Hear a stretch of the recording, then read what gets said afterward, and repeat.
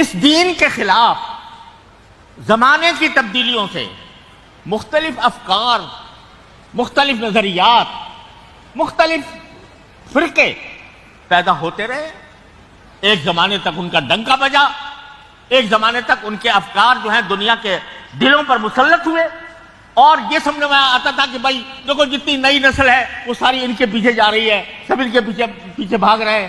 اور اس واسطے علماء حق ہیں یا جو متقدمین کے نام لیوا ہیں، جو سلف صالحین کے پیروکار ہیں، ان کو کچھ اپنے اندر تبدیلی پیدا کرنی چاہیے تاکہ ان نئے افکار کا کچھ مقابلہ کر سکیں.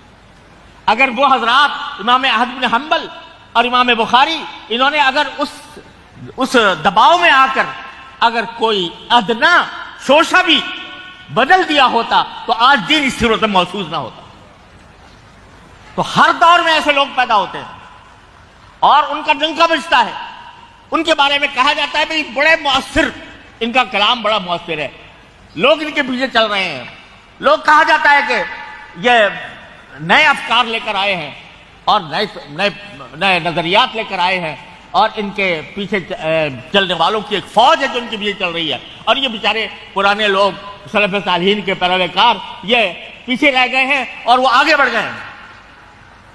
میرے بھائیوں، وہ جتنے آگے بڑھنے والے ہیں وہ بھی اسی طرح تاریخ کا حصہ بننے والے ہیں جیسے معتزلہ اور جہمیہ بنے تھے. لہذا کبھی اس بات سے مرعوب نہ ہونا کہ فلاں نظریہ جو ہے اس کا بڑا چرچا ہے، فلاں نظریہ بڑا پھیل رہا ہے، نوجوان نسل اس کی طرف جا رہی ہے، اس کے باتوں کے اندر بڑی تاثیر ہے. اس بات سے کبھی مرعوب نہ ہونا. یہ سارے نظریات، سارے افکار جو مان علیہ واصحابی کے خلاف ہے، سب مٹنے والے ہیں. ایک دن وہ بھی تاریخ کا حصہ بنیں گے جس طرح معتزلہ اور جہمیہ بن گئے. تو اس واسطے میں اس کتاب التوحید کو میں ایک سبق کے طور پر پڑھتا ہوں، سبق کے طور پر پڑھتا ہوں کہ دیکھو یہ سارے تھے، کہاں گئے؟ آج بھی ہمارے سامنے کیسے نظریات ہیں، کیسے افکار ہیں، کیسے لوگ آ رہے ہیں، نئی نئی باتیں کر رہے ہیں. بھائی اس میں بڑی جدت ہے، اس کے بیان میں بڑی جدت ہے، اس کے بیان میں بڑی تاثیر ہے، اس کی تحریر میں بڑی جان ہے. یہ لوگ جو ہیں وہ اس کے پیچھے چل رہے ہیں. ڈنکا بجا ہوا ہے کن کے بعد؟ نو تعلیم یافتہ قوم جو ہے وہ ان کے پیچھے چل رہی ہے. تو میرے بھائیوں جانے دو ان کے پیچھے، ہم تو اسی پر رہیں گے جو مان علیہ واصحابی کا پیغام ہے. یہ سب مٹ جائیں گے، سب فنا ہو جائیں گے اور تاریخ کا حصہ بنیں گے. میں تو معتزلہ جہمیہ کی بات کر رہا ہوں. پاکستان ہمارے بر صغیر کے اندر دیکھو، تاریخ کو نظر ڈالو تو ایک زمانے میں مشرقی صاحب چل رہے ہیں، ان کا ڈنکا بجا ہوا ہے، ان کی تحریریں پڑھی جا رہی ہیں، ان کے نظریات اپنائے جا رہے ہیں. جی آج کوئی جانتا ہے مشرقی صاحب کو؟ ان کی تحریر کوئی پڑھتا ہے؟ نہیں.